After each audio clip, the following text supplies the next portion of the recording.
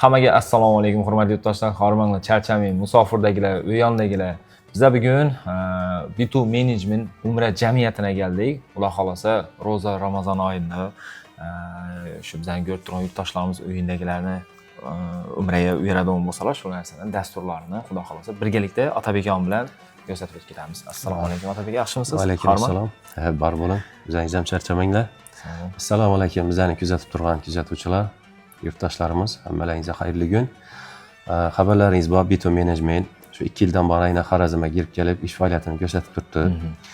Alhamdulillah, hamma shod, hamma haqqimizga duo qilib, shu umralarni qilib borib kelib turibdilar. Endi bizani hozirgi Javlonbek bilan sizlarga yetkazmoqchi bo'lgan narsamiz, hozir bizada Ramazon oyida sanoqli 4 reysimiz qoldi. Shu bilan umra mavsumi yakunlanadi, chunki katta haj boshlanadi. Bir yilda bir marta katta haj bo'ladi. 4 tane reys qoldi bu Ramazon oyida.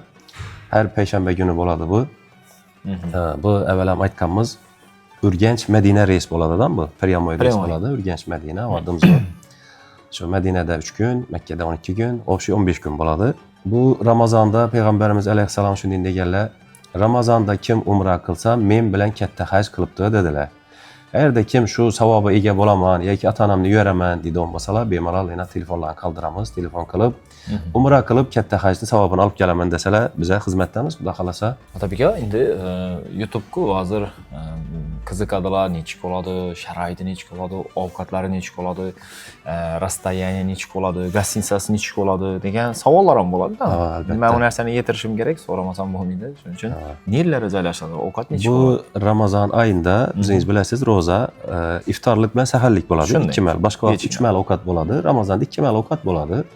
Bizda hozir ekonom paket, standart paket, komfort paket, 3 xil paket bo'ladi.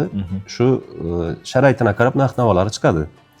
Lekin shu umra qilib katta hajni savobini olaman deganlar uchun har bir narsaning mavsumi, sezoni bo'lgandan bu Arabistonda hozir sezon. Shuni evaziga gostinsalar ozgina narxni ko'taradi, biz ham majbur bo'lamiz ozgina narxni ko'tarishga. Boshqa vaqtda masalan $1100 bo'lsa, Ramazonda 1200, 1300, 1400, 1500 gacha bo'ladi narx dollarda. $1500gacha sharoitiga qarab narxlar o'zgarib turadi. Hamma rasxodlari ichida.